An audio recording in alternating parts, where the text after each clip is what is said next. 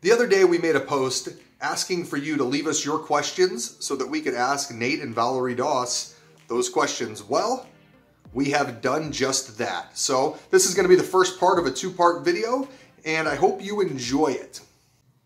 Hey, this video has been made possible by Great Lakes Discs. If you're ever in the Grand Rapids, Michigan area and you're looking for some awesome plastic, make sure you check them out.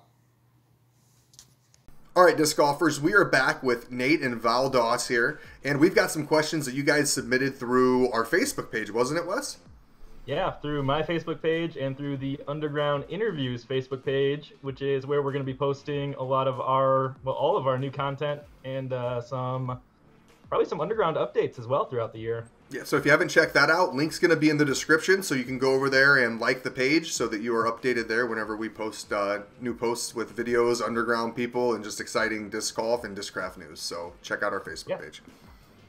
Yeah, so this will just kind of be a casual Q&A, and I'll just kind of roll through the questions that people submitted on here for you guys.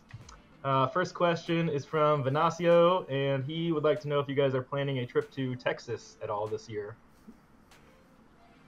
No. I don't think. We get that question asked a lot. Yeah, we had that. Yeah, we did. A lot of people in Texas. Yeah, I do want to get down to Texas. There's some fun beer to try down there. So we'll try. I think we're gonna go to Oklahoma this year and visit the guys at Prairie. So maybe we'll just sneak on down. Quick visit. What was it like to win your first world title, and how do you keep yourself calm under pressure? Well, it was amazing to win my first world title. It was actually my New Year's resolution that year. Oh, wow. Oh, really? Nice. I didn't know that. No, I didn't. No, it was. And I don't know if that was like the extra drive to it or what. I was so focused on accomplishing that. So if I ever accomplished one New Year's resolution, that was it. And what was the drive to keep focused under pressure? Yeah, how do you just kind of keep calm under pressure? Yeah, I think it's mainly experience. I mean, you got to put yourself in those situations to understand what it takes. And when you know that you can hit the shot or, make the putt under pressure, then you can do it again and again and again. And then, the pressure kind of subsides after that. Yeah, the feeling of winning my first Worlds was exhaustion. I was completely exhausted. It was awesome, though. The final nine was Ken Kleinman, Barry Schultz, and Matty O wearing a Derek Jeter jersey, I think. I'm pretty sure. He was wearing a Yankees jersey, which I thought was awesome. But, yeah, it was awesome. But, keep calm under pressure. Really, to me, it comes down to preparation. If you prepare and you're confident, there's no reason to doubt yourself ever. And it's a lot easier said than done. Yeah. That practice, that really doing all that takes a lot of practice as well. So belief and confidence and really preparation can really take away all nerves of any kind when it comes down to the nitty gritty. I like what Val said too about just experience, being in a final nine, maybe a couple tournaments before, so you're in one, you've kind of been there. So a little bit less pressure just from experience.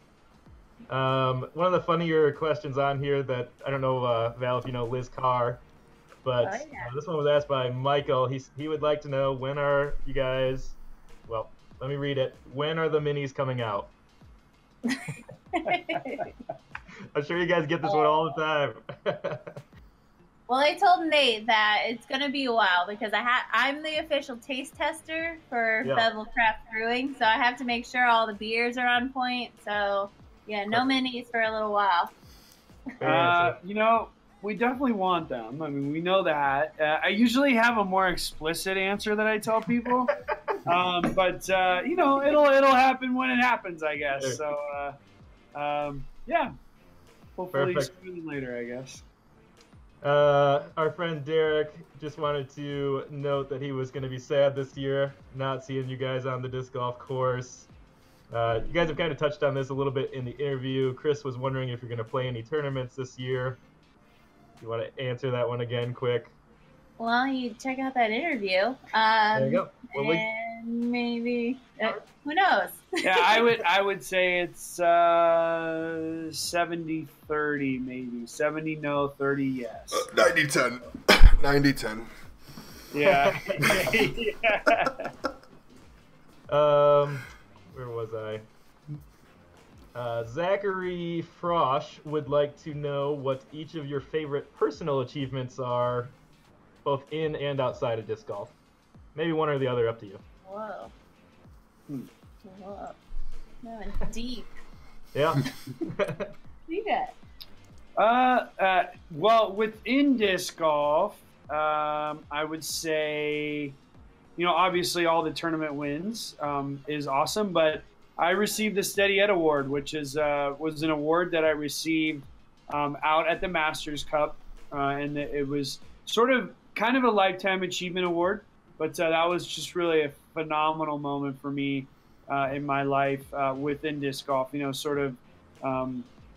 you're in this group of really great people, so love that feels really, really good. God, in my personal life, Bevel. really, the brewery has got to be at this point. I mean, my life is really. I can't believe It's where all we are. disc golf Yeah, up until now. I can't believe how much we've come along with the brewery. So that's definitely got to be it for now. Yeah. I was trying to go through my head of awards and worlds maybe, but I think the biggest achievement for disc golf was running the women's global event. I just thought that was such a huge success. It was a biennial event to run every other year, and it got so many women out there playing. We had 6,000 women signed up. I mean, 600. 600. 6,000? I don't know. You were the It's team. been a long day. And speaking of, I would add lifetime achievement, Bevel. For sure. Yeah. I know the women's global event was really. I know it brought out some new women in our area as well, and I heard a lot of other people talk about it. There's a lot of social media interaction around it and with it and stuff. So definitely a big impact on the women's side of the game, and really you have for many years. So that was definitely a cool addition to your resume, if you will. Our friend Andre would like to know, what are the odds of a doubles match with you and Val versus Eric Oakley and Tina? Bring it on. Let's do this. I think that would be fun, first of all, but what's the likelihood? I have no idea. If somebody said something up. We played in the group at the mixed Worlds. Yeah, when we did the mixed doubles. Yeah, so it happened already. It has happened. Yeah, that's right. Yeah, because you play two teams together. So we've already done it. But and we won that year. So I don't know. We could do a rematch, I guess. Yeah. Maybe disc golf strong versus disc golf strong. So Ooh, I like it. Tom Earhart, member of Team Discraft, would like to know. I think this one's directed for Nate. Why don't you bag a zone? Why don't I bag a zone? I don't know. Maybe I should after this little break. I might be bringing in a lot of new discs. No, the serious answer is that I'm very confident with the discs that I have. It kind of takes me quite a while to get a new disc into my bag. I typically don't just throw something new in there. So that's probably the main reason. A lot of the times I get together with the guys at Discraft, and they're probably not too happy about this, but they're handing me discs and going, "Hey, have you tried this? You try this? You try this?" And I never even heard of that. So that's just me. That's just the type of person I am. I kind of stick with my old faithfuls, but I have thrown a zone. We actually had one in the backyard and kind of putted around with it, and just never made the squad, I guess. Fair enough. My response to Tom was, have you seen him throw a wasp? Oh, okay. There you go. Nice. Marty Coplia, I believe it is, member of the Underground.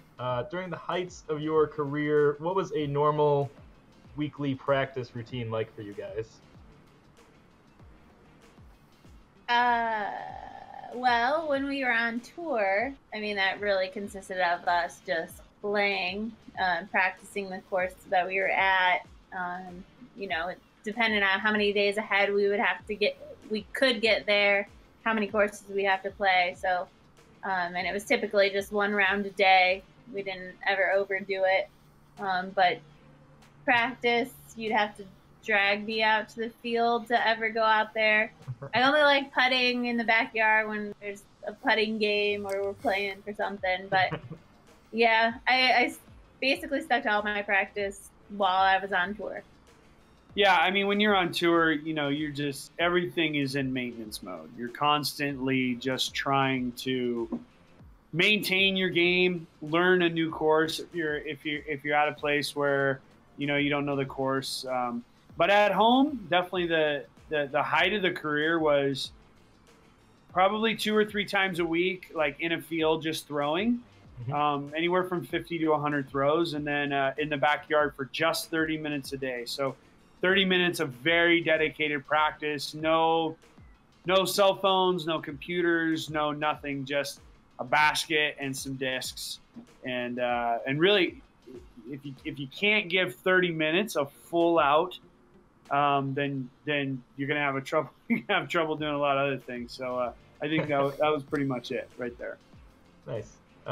Mike Kemp, with the focus more on Bevel Craft Brewing now, are there any plans to have like a Bevel Craft Brewing disc golf team?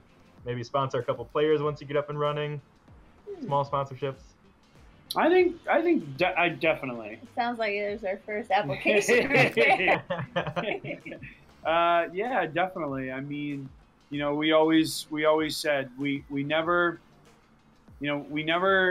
thought to start a brewery to get away from disc golf. We always wanted to start a brewery so we would never have to leave.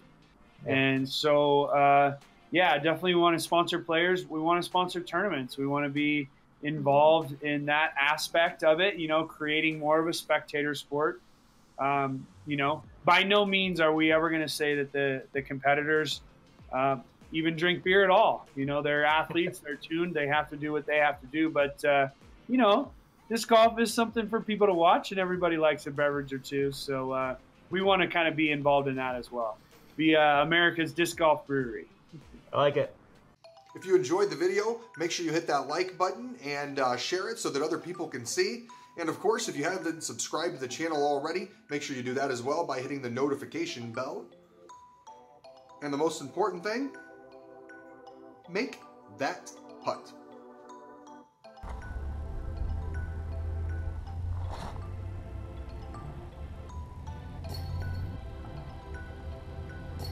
Oh my gosh.